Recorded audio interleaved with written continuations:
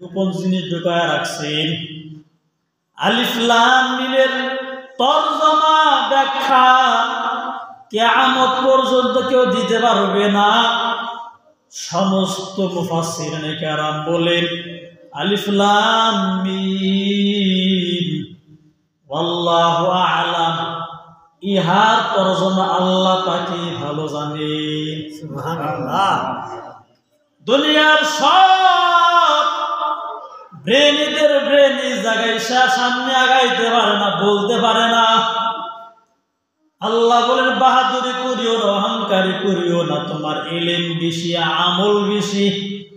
আল্লাহ তোমার এই শব্দটার ভিতরে তোমার এই ইলমটাকে, অহংকারটাকে খতম করে দিয়েছেন। তুমি নাথিং জিরো, কিছুই জানো না। যদি বেশি জানিয়া থাকো আলিফ লাম মিমের তুমি তরজমা করে দেখাও।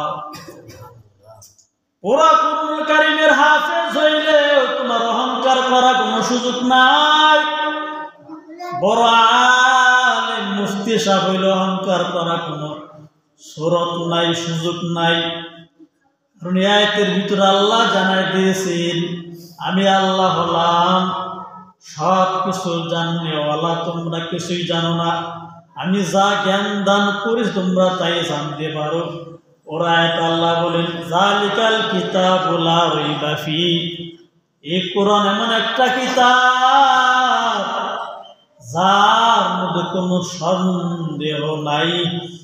লা রাইবা ফি, রাইবা মানে সন্দেহ, বললা কিন্তু সন্দেহ বলতে দূরের কথা, সন্দেহ করার কোনো অবকাশ নাই।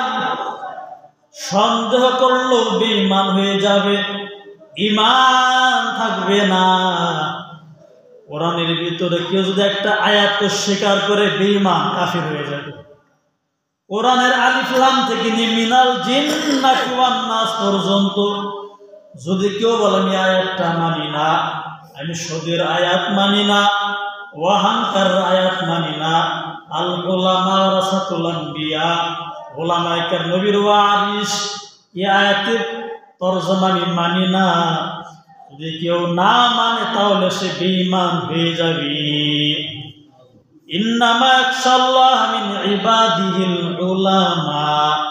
এজন্য কোরআন এমন একটা কোরআন যার মধ্যে কি নাই, সন্দেহ নাই, ভুলও নাই, নির্ভুল। আল্লাহ কোরআনে বলেন হুদাল লিল মুত্তাকিন, এই কোরআন হলো মুত্তাকিনদের জন্য হেদায়েত স্বরূপ। সুবহানাল্লাহ। এই কোরআন যারা পড়বে তারা হেদায়েত পেয়ে যাবে। এই কোরআনুল কারীম যারা তেলাওয়াত করবে তাদের ঈমান বাড়তে থাকবে। সুবহানাল্লাহ। এই কোরআনুল কারীম যারা ধরবে, ধরলেও তাদের আমল নামায় সওয়াব হয়ে যাবে। কোরআনুল কারীমের দিকে তাকাইলে বান্দার আমল নামায় সওয়াব লেখা হবে। কোরআনুল কারীমকে চুমু খাবেন, আল্লাহ খুশি হয়ে যাবে। কোরআনুল কারীমকে বুকে জড়ায় ধরবেন, আল্লাহ খুশি হয়ে যাবে। আল্লাহ আপনার পেছনের গুনাহগুলো মাফ করে দিবেন। সুবহানাল্লাহ। দুনিয়ার এমন কোন কিতাব নাই যে কিতাবটা ধরলে সওয়াব, পড়লে সওয়াব, যে কিতাবটা স্পর্শ করলে সওয়াব, এমন কোন কিতাব নাই। এমন একটা কিতাব আল্লাহ তাআলা নাজিল করেছেন, এই কোরআনুল কারীমের সাথে একটা গিলাফ আছে, গিলাফ। কোরআনুল কারীমের সম্মানটা যতটুকু, এই গিলাফের সম্মানটাও ততটুকু। সুবহানাল্লাহ। ওই গিলাফটা যদি হাত থেকে পড়িয়া যায়, আল্লাহর বান্দা গিলাফ টাকা পড়ে, গিলাফ দাম মাত্র 30 টাকা, আবার তুলিয়া মুছে মুখে নিয়ে চুমু খাচ্ছে না নাই? আছে। ওই গিলাফটার সাথে বেয়াদবি করে না। ওই কোরআনুল কারীমটা যেখানে রাখা হয় রেহালদার সাথেও কেউ বেয়াদবি করে না, মহব্বত করে বুকে ধারণ করে, জানে এখানে কোরআনুল কারীম লাগছে, রেহালদার সাথেও বেয়াদবি করা যাবে না। এই গিলাফটার সাথে কোরআনুল কারীম লাগছে, তার সাথে বেয়াদবি করা যাবে না, সম্মান করে। বলে এতটুকু সম্মান যদি না করে বান্দার ঈমান দুর্বল হয়ে যাবে, আমল নামায় গুনাহ লেখা হবে।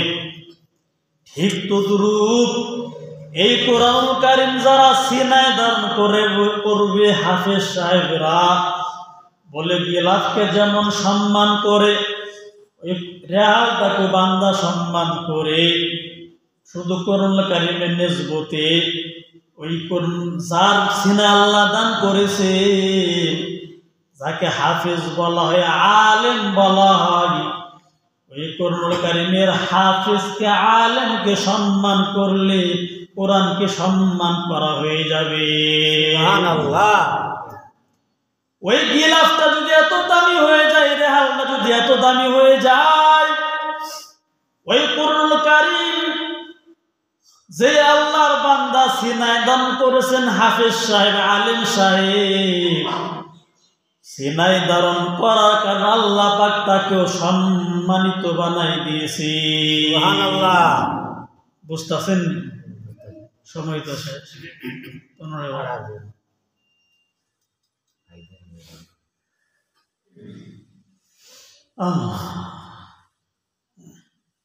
এজন্য কোরআন পড়েন, আলোচনার সামনে যাওয়ার সুযোগ নাই। কারণ হলো 15 পর্যন্ত আলোচনা, 20 পর্যন্ত সুন্নত পড়বেন, তারপরে খুতবা চলবে, 1:30টায় নামাজ শুরু হয়ে যাবে।